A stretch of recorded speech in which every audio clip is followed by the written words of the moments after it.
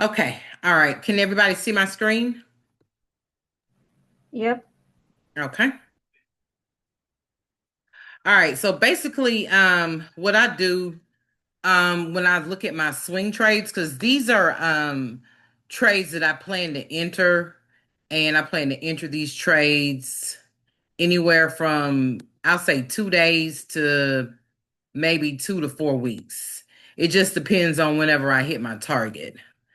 And so is my screen showing? Yeah, we can see Okay. it. All right. So what I do is I start out with the on the weekly chart. I just look at how things are progressing, and I pretty much have the same 5 or 6 stocks on my list. I trade either Uber or Walmart, Rocket Lab, Applied Digital, SoFi, and Palantir and Hood and Bank of America. So out of all of those, I pretty much every day I pretty much look at my charts, and I start by kind of taking notes on how things are looking on the weekly basis, and then I scale down to the daily basis, and then I scale down to the 4 hour and the 2 hour. Once I see one of my companies in a range where I feel like it's about to make a key movement in a certain direction, is when I start watching it throughout the day or throughout the live session. And I pretty much will enter based on the candlestick formation and the EMA formation on the 15-minute time frame. So I do that pretty much every day, and I kind of write out little notes as to what I'm seeing and how the price is moving from day to day. And when it starts to get into a certain zone or like a buy zone or a sell zone, and then it starts to trend in the opposite direction or starts to move in the opposite direction, that's pretty much when I enter my plays. So that's pretty much how I do my swing trades. Now with my daily trades, of course, I use a slightly different strategy. I kind of use, of course, lower time frames, and I'm looking for kind of like a breakout. But I'm also when I'm swinging, I'm looking for breakouts as well. So looking at Uber,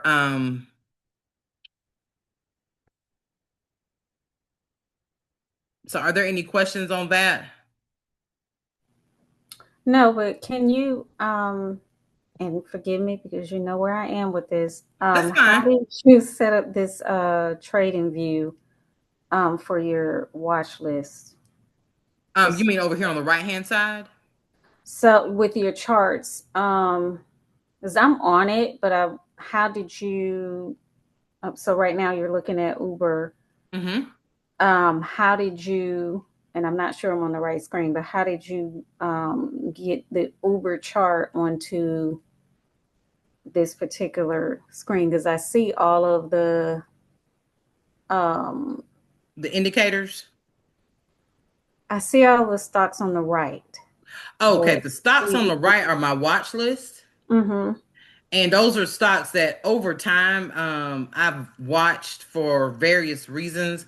Like I have a lot of things on my watch list that I don't even trade anymore. Like I used to work with Google a lot. And basically, if you want to make a watch list, mm-hmm. um, let me see, how does that work? I think you're gonna click on this little icon here, this little list. Mm-hmm. And when you click on that, oh, that opens it up. I think that's gonna open it up, and then you're gonna name your watch list. Like I can rename it here, or I can edit the name of it. You're gonna name it something, and then if I wanted to put like, let's just say ENPH. It's a stock that I used to trade. I used to use this for day trading. So if I wanted to put EMPH on my watch list, I would just click the plus button, and then I would click on EMPH, and you see Mm-hmm. how it added it there? Mm-hmm. You'll just add it to your watch list, and you can just add stocks as you would like. And when you have stocks in your watch list, like if I don't want to keep EMPH on my watch list, then I can just hit the trash can. Okay.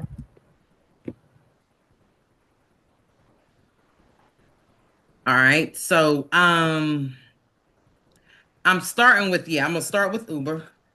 I took some notes today. And just in case you don't know about my indicators, I use the 8 EMA, which is the green line. I use the 20 EMA and I use the 200 EMA. And I also have a indicator on my chart called support and resistance multi-time frames. And that's something that you can also add to your charts. It kind of gives you an idea of the support and resistance levels from different time frames. And you'll kind of see like when you're running into a possible roadblock, like when you start trading, like when you start entering a trade, and you'll kind of see that, hey, I'm coming up on the support line or resistance line here at 54.82. And it's possible that it could kind of stall out right here, which it did kind of wick down some. And then, or if we clear that, then we're going to have some more continuation to the upside.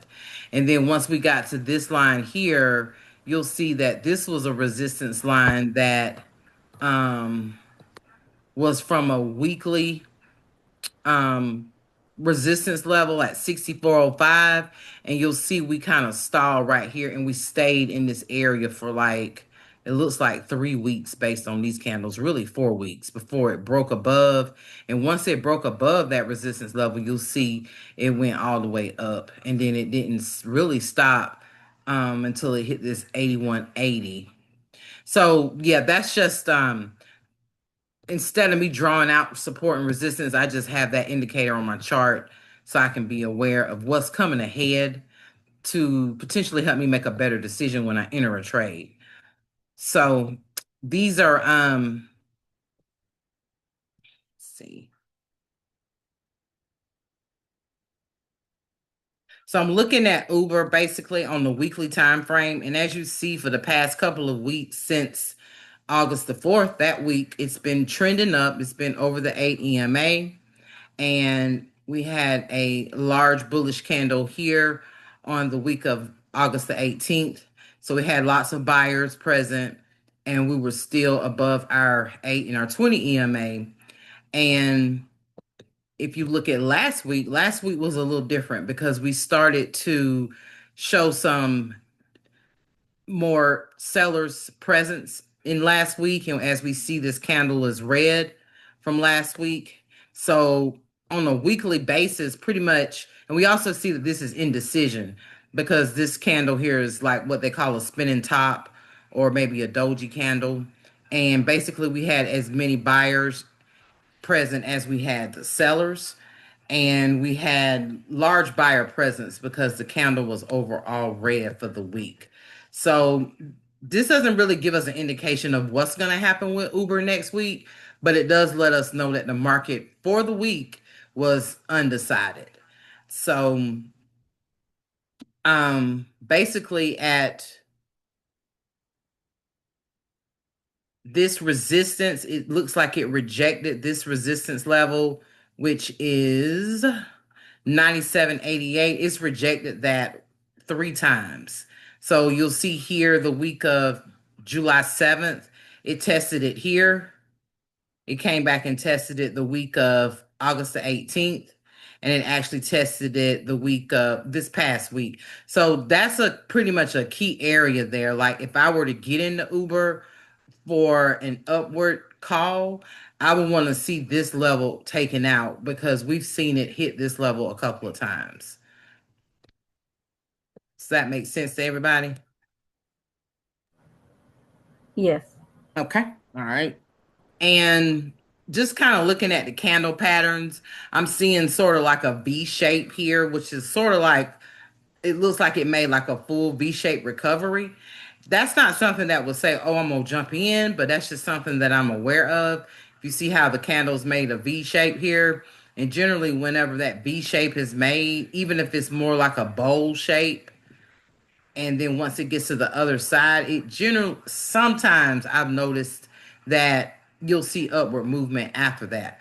Now that's not enough for me to just jump in and say, oh, I'm going to jump in a call on Monday, but it is enough for me to pay attention that Uber may be headed into an upward trend. And as we see, we just we kind of trended down for 2, 3, 4, 5, 6 weeks, and then it hit the 20 EMA and it bounced off of it, and then it started to trend up. The only thing that's kind of holding me back from really making a decision on Uber is like last week's, that candle showed me that there were a lot of sellers involved with Uber as well as a lot of buyers. So it's just like an undecided type thing. But what I do after that, after I look at the weekly, I'll take it down to the daily time frame. And I basically just go to each time frame and I just make observations and notes as to what I see and what I think. And I kind of compile all of that together to kind of give me an idea of, do you think it's time to get in Uber, or do you need to wait a few more days? Do you need to see different levels before you get in Uber? Just to kind of give me an overall synopsis of how I feel about Uber, and whether and how the market is reacting or feeling about Uber before I decide, okay, I'm gonna jump into swing trade. So when I'm doing swing trades, you have more time to kind of take a lot of notes, write a lot of things down, and make a decision, rather than like when you're in a day trade, you only have a few minutes to kind of make a decision as to whether or not you want to get in or out of anything. So on the daily time frame, you'll see this bottom wick, and this bottom wick indicates that buyers were present. Even though the candle was red, there were some buyers that were present that were trying to push this price up. The price got down to 91.43 at some point on Friday, but the buyers stepped in and they pushed everything up, and it closed at 93.75. I do believe that's where Uber closed, which is right up in here. All right. So there were buyers and sellers present. And if you look at your EMAs, you'll see that the past 3 days that Uber has kind of trended down some. So your EMAs are showing more of a downward movement. So, but then again, you do have these, I'm sorry, a seller's movement. But then again, you do have these buyers that stepped in on Friday. So I guess that's why on the weekly we saw the indecision, because even with this last candle of the day, it's kind of undecided. It's basically you have all these buyers here at the bottom, but then you have this long candle that's still red at the top. So it's just kind of like, you just don't really know what it's really wanting to do. So for me, I'm watching Uber and I'm looking at Uber at 94.30 is what I have written down in my notes, which is about right up in here. If it starts, yeah, right here below this 8 EMA, if it starts to take an upward movement, I would want to see this green EMA pointing up, and it be above the green EMA before I want to get into Uber to the upside. Are you saying that because it's the halfway mark for the red candle, which is why you're looking at that 94.30, or what is your Um, why are you? okay, so let's look at this. You see how we were kind of trending down, like making lower lows here, Mm-hmm. and then we kind of started going back up again Mm-hmm. right here. Now we're coming back down again. So, in order for us to say that we want to be in a upward trend again, we would have to at least clear this last level of interest right up in here. You see these two top wicks where it hit here and hit there? Mm-hmm. That's the next level up. And let's see. There's also a resistance at that level. Let's see. There's a 1 hour and 30 minute resistance at that 94.38 based on the chart at that level. You see that line there? Mm-hmm. See where my cursor is pointing? If you bring that over, that kind of meets up with this wick here, Mm-hmm. a tad bit above this wick here. this wick here, these 2 wicks here. Okay. So the way that the buyers are pushing it up, like if this candle were to open Monday morning, like say in this area here, that's about where you would be, is at that 94. That's what I marked up on my chart, 94.30. That's Mm-hmm. about where you would be to say that, but that's a long ways from this wick down here. So that's about where you would be in order to say that that the trend is trying to reverse. Because the way that it's looking on the daily is looking like it may go down some more based on your EMAs.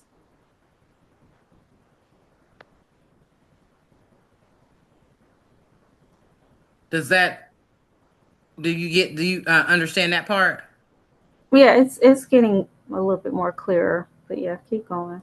Okay. All right. So then I'll take it down to the 4 hour. And on the 4 hour, let's see what I'm seeing.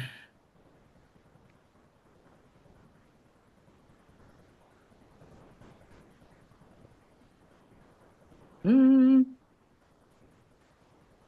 So on the 4 hour chart, again, the EMAs are suggesting downward movement, and the candles are even suggesting more downward movement because we have this long bearish candle here that was the early part of the day.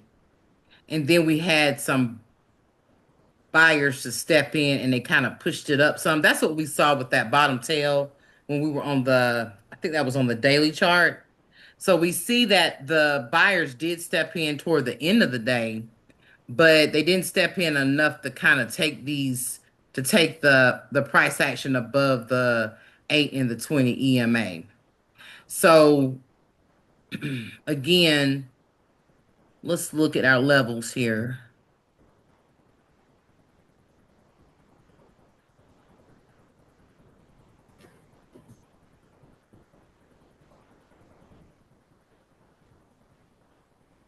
I would rather, if I see the candles start to curl up, if we look here, we see this 30-minute. I don't know if you can see it right here, but you see this 30-minute resistance level here. And there's a line here. That's that 94. It says 94.38. So that's that 94.30-ish area. That if it crosses over that, then it's likely trending up and gonna go continue, well, start trending up towards the upside. So if we get across this, then that's when I'd be interested in Uber for upward movement. So when we open up tomorrow, we'll see what happens in pre-market, and we'll see if we actually get to this level and actually break through this level. And once we break through this level, then the trend or the upward trend has begun, and the EMA should be crossing up. Like I won't enter it unless my EMAs are moving in an upward fashion. I would just kind of stay out of Uber and just wait until the trend changes to the upside. I'll just have to keep an eye on it because it may go back down some because we do have this bearish candle, and we do have this candle that did not overtake this bearish candle. So there could be more movement to the downside. We could lose this area and then we come back down past this support level, which is at 91.43. Once we lose 91.43 and it's evident that we've lost that, then the next level that we'll be looking for down will be 88.92. So Uber is kind of like in a place where it can go either way. And I think that's what was indicated on that weekly chart. If we go back,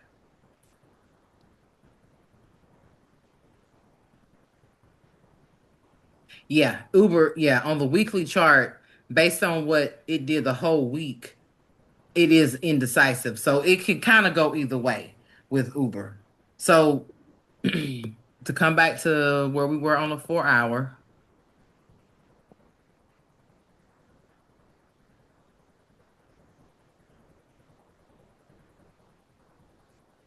if we get above this level here at 94.36 or 94.30, then I would expect more upward movement. But if we can't get up there and we start coming back down and we get past 91.43, I'm looking for more downward movement to 88.92. So that's pretty much how I'm looking at Uber. But again, this is on a longer time frame. So this is not something that has to happen tomorrow. That's just on my watch list for a swing trade. So it may be something that we may get into on Wednesday or Thursday. It just depends on how it plays out. So when I look at the 2 hour time frame, now the 2 hour time frame is kind of telling me a different story. It's telling me that Uber is already beginning to trend up because you'll see your EMAs are beginning to curl under, and you'll see that your price action is above the coming above the 8 EMA, and you'll also see that it's coming up on the 20 EMA. But in order for me to be interested at any time in any stock for any reason when it comes to a call, I would need to see my 8 EMA be above my 20 EMA. Because outside of that, that generally means it's like a false breakout. Like it looks like it's about to break out, but it's not really breaking out. It's not done with a downward movement. So I don't enter calls unless my EMAs are lined up just like this, 8 over the 20 over the 200. I don't enter calls. Now that's just my way of doing things. I know everybody has their own way, but that's just one of my rules that I have for my trading, whether it's long term swings or short term swings.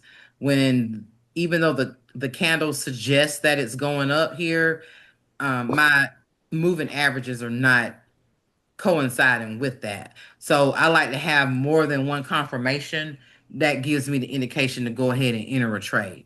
So right here, I'm not getting that. I see where it's trying to move into that direction. Now, once this 8 starts crossing over this 20, like you see here, how the 8 was below the 20 here, and when it starts, it kind of rode beside it, and then right here, it kind of crossed over, then that's a good time to say, it's trending up and it's time to maybe go ahead and enter a call. But I would like to see, yeah, the price action needs to be in a place where the EMA, the 8 EMA has crossed over my 20. But it's looking promising that it may happen, if not tomorrow, maybe Wednesday. And that's on my 1 hour. And so for my swing trades, the lowest that I look at is the 15 minute. And I kind of look at where we are there. And as you see on the 15 minute, you'll see your 8 EMA is beginning to cross over that 20, and it's beginning to show upward movement, but there is the 200 there. So for me to want to enter this trade, we definitely want to get over the 200 because we don't want to get stalled out here at the 200. And for that, we're looking at that first level that I gave you all first, which was that 94 on here. This 200 is at 94.39, 94.35. And I gave y'all the level of 94.30. So once we get above that, then we have some room for Uber up to, let's see, where's the next place it may stall? I'm seeing 96.14, but there's probably some other resistance levels in here because that's a pretty long ride for it not to stall out to go from 94.30 all the way up to 96.14. So there should be some levels in here that might cause us some problems, and we just have to probably map them out. But that's kind of my thoughts on Uber. So are there any questions on that?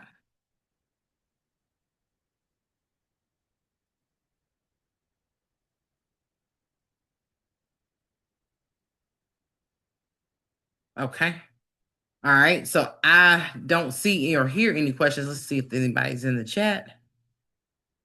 And I don't see anything in the chat. Okay.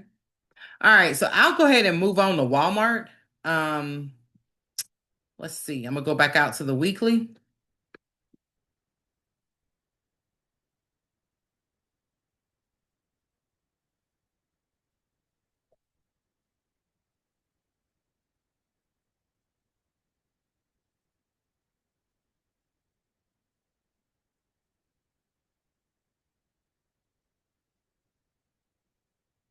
All right, so looking at Walmart on the week, looks like we've been trending down for the past 3 weeks, but we do have a lot of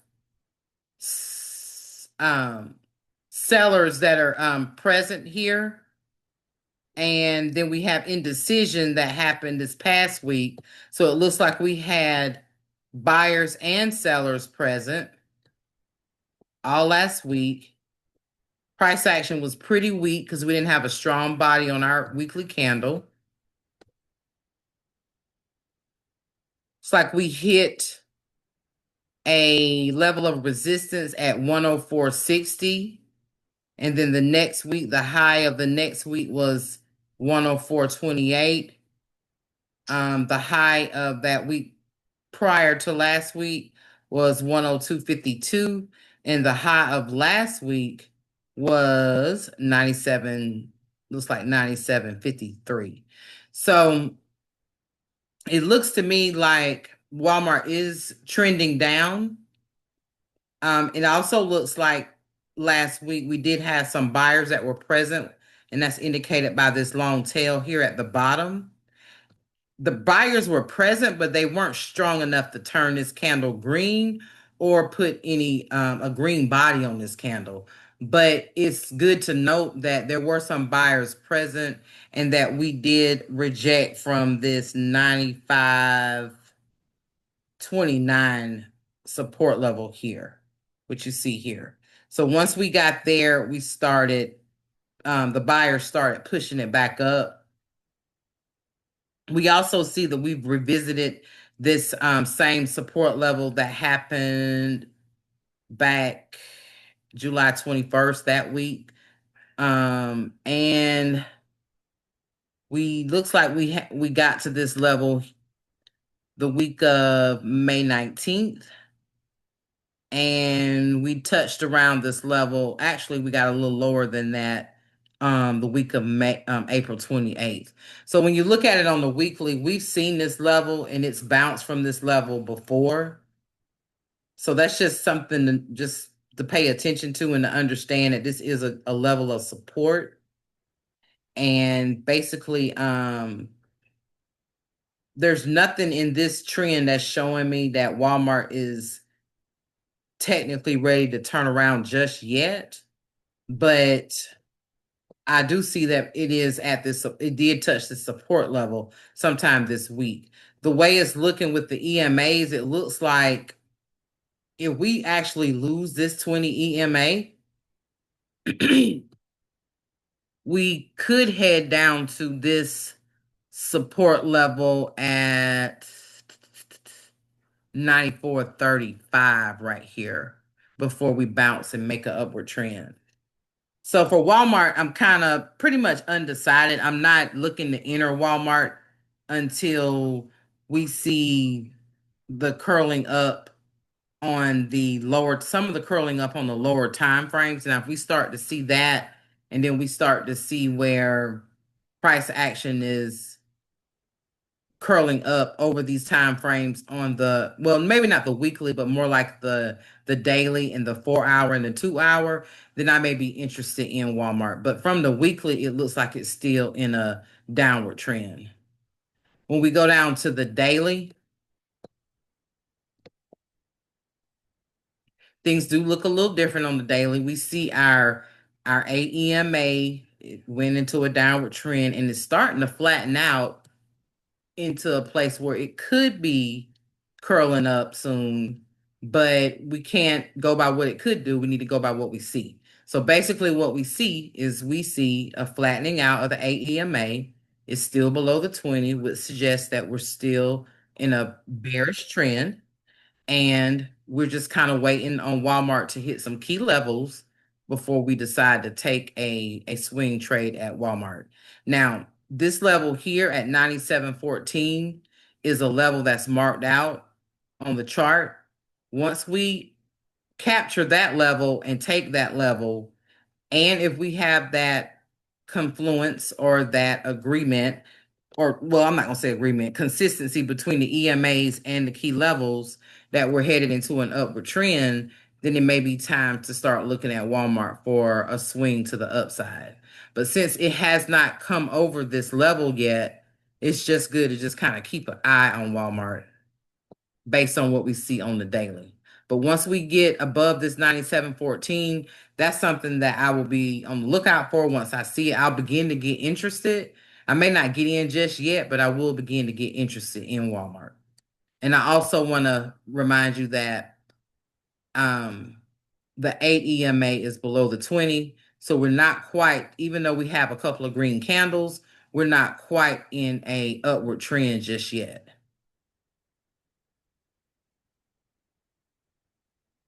All right. And the next thing we have is the 4 hour. Take a look at that. As we see on the 4 hour,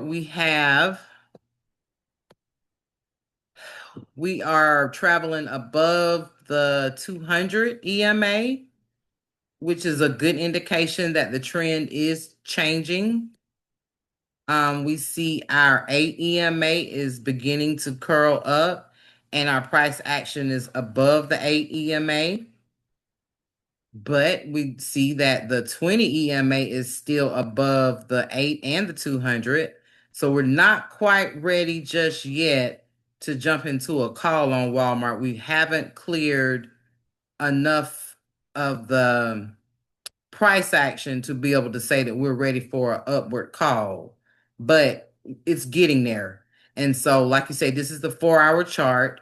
The candles are showing upward movement.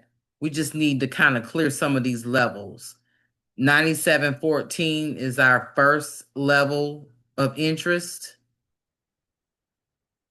And once we clear that, then we come back. Once we get the indication that 97.14 has been cleared, then we come back and we look at our EMAs. We kind of reassess, do we think Walmart is ready for a call? And so that's the 4 hour, the notes that I have on my 4 hour, and then the 2 hour.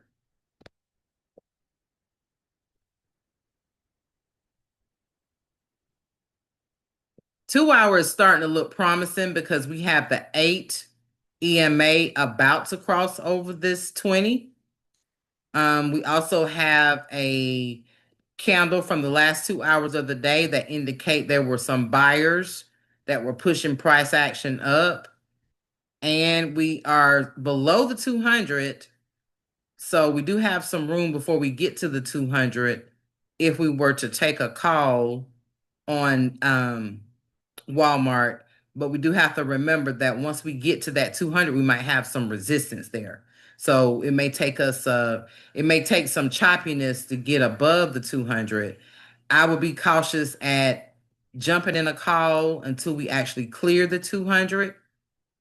But it is starting to look promising because we see our EMAs are beginning to curl under and go into an upward trend. So I would take a look there, and then down on our 1 hour.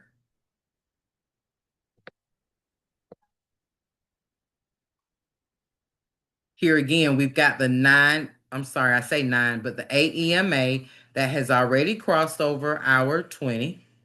So on the 1 hour, we are in we're beginning into an upward trend.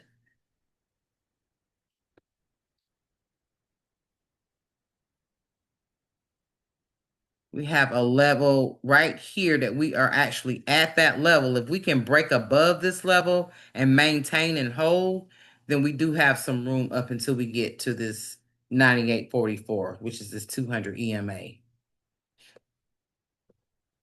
And then, of course, when it comes down to entering Walmart on the 15-minute, as you see, we're right here up under this 200 EMA.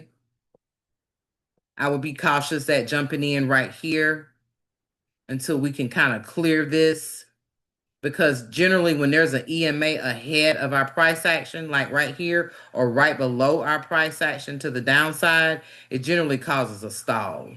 So that's why it's very important, no matter what you're trading, whether or not you're swing trading, day trading, scalping, is to be aware of EMAs on other time frames before you jump in, because it may cause you some problems. Not that it won't cross over it, but it may kind of stall out some.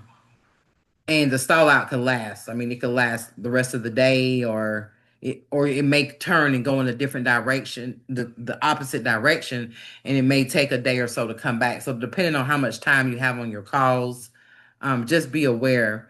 So when you're looking at entering into Walmart, just be aware that you do have this EMA here. For me, I would like to clear that before I got in to a long call. That way I would be confident that we are definitely in an upward trend. So that's my thoughts on Walmart. Is there anything that you all would like to look at? Oh, Tatanisha, it's just us two. Yeah, I was going to say, I know it's recorded, but I think we'll have to do a separate call because I haven't even set up charts or anything yet. Okay. All right. So what we could do is we could go ahead and I can go ahead and stop. Oh no. Mm-mm. Hold on one second. I'm gonna go ahead and stop the recording.